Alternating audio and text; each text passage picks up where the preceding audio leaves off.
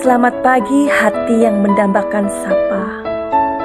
Meski mentari pagi tidak menjenguk, tapi setidaknya angin begitu lembut bertamu. Kemarin teringat akan dirimu. Ya, kemarin aku sempat mengingatmu. Dulu aku punya keinginan jatuh cinta pada orang yang sama berkali-kali. Tapi cintamu melukaiku, membuatku terbelenggu, membuat aku tak percaya pada diriku. Cinta milikmu teramat posesif. Sampai kini aku tahu kau membenciku. Bukankah cinta sejati itu membebaskan tanpa kebencian? Seperti aku yang selalu menyayangimu dengan caraku, mendoakanmu. Suatu hari kamu bisa melihat sedikit saja kebaikanku. Selamat pagi, hati yang mendambakan sapa. Setidaknya hari ini aku mengingatmu. Bye, Dewi Helsper.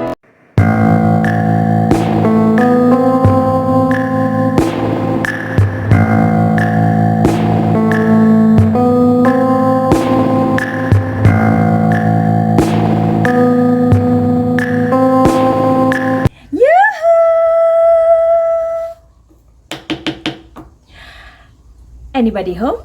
Semoga kita disinari oleh kasih dan cinta. Selamat datang di YouTube aku.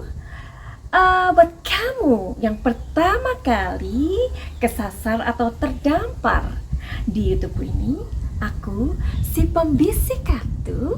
Aku tinggal di Belanda dan di Thailand. Buat kamu yang sudah subscribe dan mengikuti aku ucapkan banyak terima kasih dan send love for you. Nungguin ya. Oke, hari ini kita mau ngobrolin tentang kasus Subang lagi. Aduh, kayaknya kasus ini gak selesai-selesai ya dibicarakan. Dan kayaknya banyak sekali orang yang kepo banget apa yang terjadi, apa yang kapan kelarnya, dan banyak hal lagi, pertanyaan-pertanyaan yang memang menjadi sebuah pembicaraan yang gak pernah ada habisnya. Oke, hari ini aku mau prediksi apakah polisi akan menemukan bukti dari transaksi dari kasus ini. Ya, kita tahu ya bahwa Y dan Y tahu dong siapa itu ya. Y dan Y sudah akhirnya mereka bertemu saat membuka rekening Ibu Tuti dan Amel ya, kedua almarhumah itu. Yakni pada tanggal 12 Oktober tahun ini ya. Akhirnya mereka ini ketemuan juga. Nah, kita tahu mereka ini hubungannya sedang gimana, ya kan?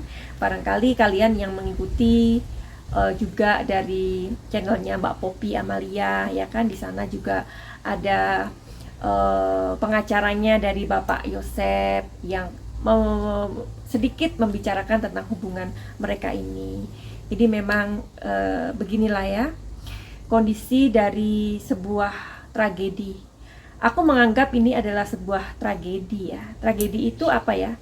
Tragedi itu adalah sebuah peristiwa besar yang gak bisa kita hindarin. Dan peristiwa itu sangat menyakitkan. Itu kita sebut tragedi ya. Jadi aku satu sisi juga bisa mengerti dari sikapnya si Yoris ya. Pastinya juga namanya anak juga galau ya kan.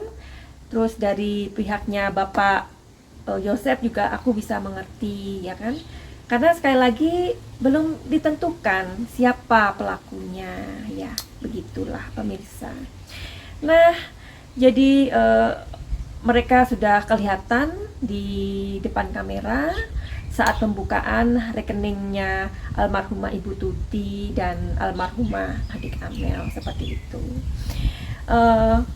Jadi apa sih, apa maksud dan tujuan dari dari membuka atau ini loh, ini kan print out ya. Jadi ini kan nanti kan ada di print out apa aja keluar masuknya uang, tanggal berapa, ada nggak transaksi ini dan itu, seperti itu. Jadi memang ini adalah bagian dari agenda penyelidik, seperti itu ya. Nah, kita tahu ya di kamera itu, atau kita mengikuti berita-berita yang berseliweran di media sosial, Pak Yosep ini tampak menunduk ya ketika beliau itu berjalan di bank ya, dan tampak sekali si bapak ini sangat menghindari kamera ya. Nah, berbeda dengan Y satunya, yakni anaknya Yoris. Yoris nampaknya menyapa awak media seperti itu. Dia ada sedikit kasih senyum, dan sesekali tangannya juga seperti kalau orang-orang Thailand ya mengatakan ini namanya salam sawadi ya, sawadika, seperti itu. Nah, sawadi itu maksudnya adalah apa ya? Kalau di Indonesia sih mengartikannya bahwa itu semacam memohon sebuah support atau doa dari orang-orang yang dia beri salam sawadi ini ya, seperti itu. Jadi tampak sekali perbedaan yang nyata antara dua orang ini ya. Oke, dan pastinya kita sudah sangat mengerti hubungan mereka ini, nggak perlu diperjelas lagi. Karena aku juga sudah membuat sebuah video. Jadi kalian yang belum melihat video-video yang aku buat ya dari Madam Suki yang kemayu ini, it's me.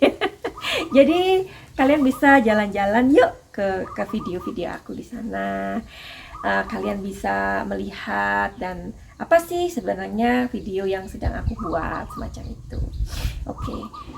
Jadi sekali lagi pembukaan rekening ini memang sangat penting untuk dilakukan karena dari situ akan melihat keluar masuknya uang yang disebut print out tadi, bagian dari agenda penyelidikan ya. Tetapi sayangnya pembukaan rekening ini tidak bisa dilakukan immediately atau serta-merta pada saat itu karena adanya persyaratan yang masih kurang, seperti itu. Atau pembukaan rekening ini gagal ya karena persyaratan yang masih belum bisa dipenuhi ya. Kenapa belum bisa dipenuhi? Kalian pasti lebih tahu, netizen ini lebih tahu loh, lebih tahu persoalan ini daripada para kreator sekalipun. Itu hebatnya netizen ya kan? Oke. Jadi hari ini kita mau tahu apa yang aku ceritakan tadi itu sebenarnya kalian juga sudah tahu ya. Karena anyway, kasus Subang ini di mana-mana sebenarnya sama seperti yang aku bilang di video yang kemarin. Isinya juga sama ya kan.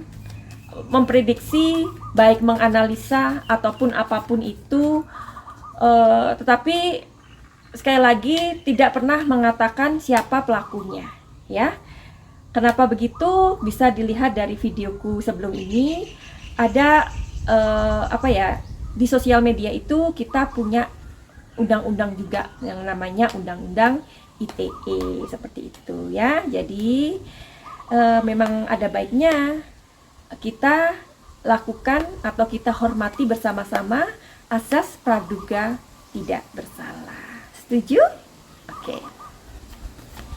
Oke, hari ini saat ini aku mau konsentrasi, just for a while please. Apakah polisi akan melihat atau menemukan bukti transaksi dari kedua orang ini, Y dan Y.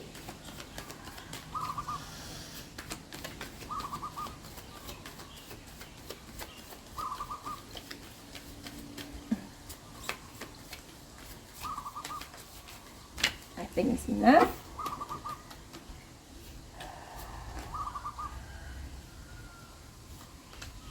Okay, I will open. Oke. Mau tahu energi yang aku baca? Anyway, video yang kemarin sebelum ini aku memberitahukan tentang sebuah hal yang mana di situ aku mengatakan tentang branding, ya. Branding. What is branding? Kalau kamu yang belum tahu videonya, lihat di video sebelum ini, oke. Jadi ini adalah branding aku. Aku adalah seorang yang kemayu, lucu, dan ceria juga, penuh pesona, dan begitulah aku. Jadi kenapa orang harus membranding dirinya, ya? Nggak perlu aku kupas lagi di sini karena videonya sudah ada di sana sebelum ini. Oke. Jadi kalau aku membuat diriku seperti ini, itu adalah branding aku, ya. Supaya kalian itu tahu ketika aku datang dengan sesegera, misalkan aku udah yuhu, kalian udah Madam Suki, something like that, ya. Jadi inilah branding aku, ya. Ini branding aku di dunia maya atau dunia tidak nyata. Tapi kalau kamu ketemu aku di dunia nyata, ya, kamu gak akan melihat aku seperti ini. Karena aku di dunia nyata adalah pribadi yang to the point, ya. Aku tidak seramai ini dan aku tidak menyukai keramaian. Meskipun aku tampil di layar kaca, ya. Aku tuh orangnya yang kesannya yang gimana ya, yang kayak kerupuk rambak gitu ya, yang maksudnya rame dan riuh. Tapi kalau kamu ketemu aku atau mau ketemu aku sedikit susah untuk ditemui karena aku nggak suka keramaian dan aku nggak suka yang too much talking, atau misalkan aku orangnya to the point kalau mau ngomong, ya.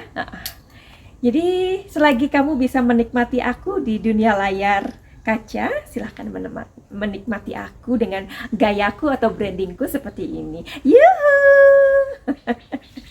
Oke, anyway, aku berterima kasih buat kalian atau love-loveku yang setia di sini. I love you so much. Thank you so much buat kalian yang selalu support aku, yang selalu merindukan kedatangan aku dan memberikan aku selalu doa apapun itu. Banyak cinta buat kalian, ya.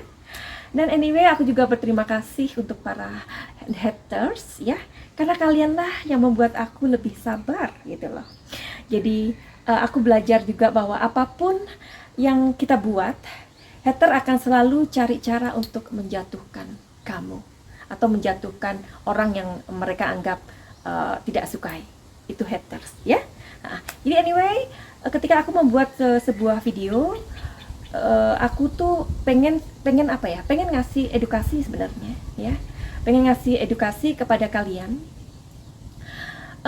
tentang apa-apa yang aku tahu seperti itu, ya. Maka itu kadang-kadang kalian mungkin berpikir kok ngomongnya di luar itu, atau bertele-tele, atau apalah namanya, keluar dari narasi, ya.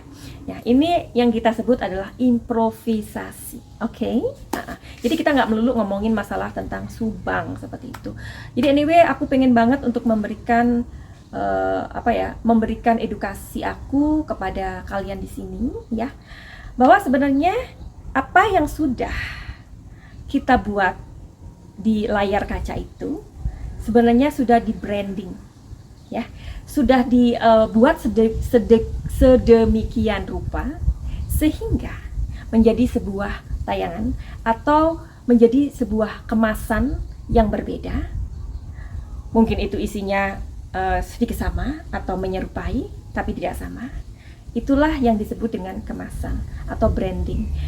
Aku pengen ngajarin kalian, mengedukasi kalian bahwa tadi aku mengatakan aku di dunia maya dan aku di dunia nyata itu sama sekali sangat berbeda, ya.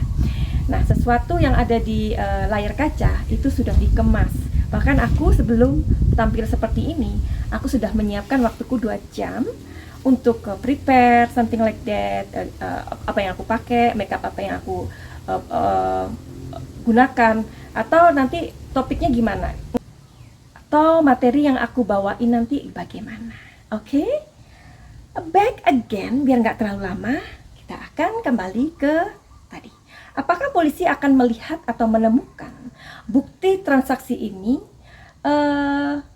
ketika nanti sudah semuanya persyaratan ini dilengkapi? Oke, kita mau lihat ya. Di sini ada energi yang aku baca adalah iya, polisi akan menemukan hal-hal yang tidak sinkron di sini. Polisi akan menemukan, penyelidik akan menemukan sesuatu yang this is not correct, atau ini kok aneh ya, ada pengeluaran segini-segini di tanggal ini. Ya, karena anyway para saksi sudah diundang, diselidiki sudah berapa kali, ya kan, sampai itu berjam-jam anyway. Terus sudah gitu ini adalah untuk melengkapi sebuah penentuan dari siapa pelaku, ya. Makanya print out dan pembukaan rekening ini dilakukan sebagai agenda dari kepolisian, ya. Dan polisi menemukan ketidakcocokan atau menemukan the rebelnya ini, pemberontaknya ini siapa sih? Ada nggak beres nih di transaksi tanggal sekian, bulan sekian, dan jam sekian, ya. And then kesannya memang kasus Subang ini seperti let it go, seperti like, aduh, mana sih progresnya, mana hasilnya, mana netizen itu membutuhkan hasil. Netizen itu nggak mau deh alasan apapun. Netizen itu nggak mau alasan Pak Polisi, yang penting itu hasilnya mana, gitu kan. Nah, jadi itu memang kesannya seperti itu. Tetapi percayalah, kalau kamu menjadi bagian dari kepolisian atau dari penyelidik atau apapun itu, orang-orang yang terkait ini, kamu pasti akan merasakan kesulitan-kesulitan yang mereka hadapi. Di mana-mana penonton itu lebih ganas, Cin. Seperti juga penontonnya Madam Suki. Ada yang ganas-ganas, ya kan? Ya kan? Kenapa? Karena mereka hanya pengen tahu yang cepet-cepetannya aja deh. Aduh, gak usah banyak ngomong. Ini tak hasilnya apa? Itu, ya kan? Sudah. Apakah aku harus mengakhiri karena too much? Karena masih ada satu kartu yang aku masih belum read, belum telling story. Mau udahan? Ayo, bujuk aku dong. Madam Suki bacain dong, gitu. Madam Suki intipin dong. Madam Suki kok genit sih? Madam Suki kamu kok kemayu? Itu aku.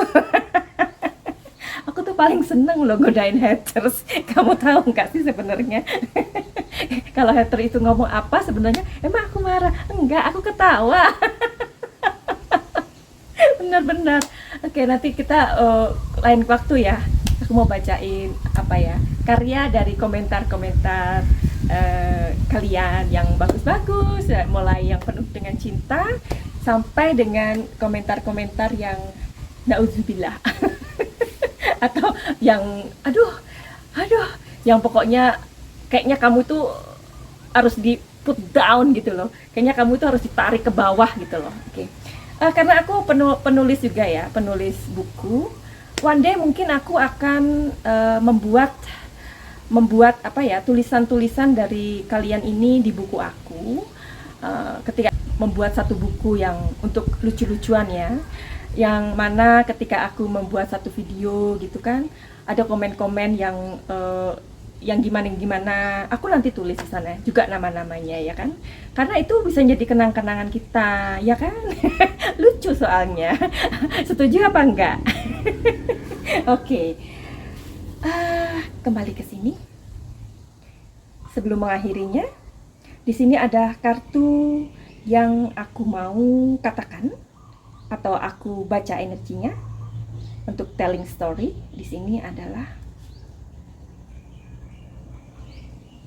eng. Apa ini? Artinya Madam Suki? Sini dibisikin. Jadi artinya kartu ini adalah polisi sangat berhati-hati untuk menjaga kerahasiaan siapa pelakunya sampai ditentukan tanggal berapa ya. Mereka mau membuat menggelar dan mengumumkan siapa pelaku dari pembunuhan ibu dan anak ini. Oke. Karena di sini polisi sangat menjaga kerahasiaannya ya. Sekarang loh, polisi aja menjaga kerahasiaannya sampai tanggal dan waktu yang ditentukan. Masa sih orang-orang seperti kita ini loh, siapa kita gitu loh, kasih tahu ini loh pelakunya si A, ini loh pelakunya si B, ini loh dalangnya si C. Buktinya apa? Mau kena undang-undang. Nah, ini adalah hak dari kepolisian ya. Jadi polisi akan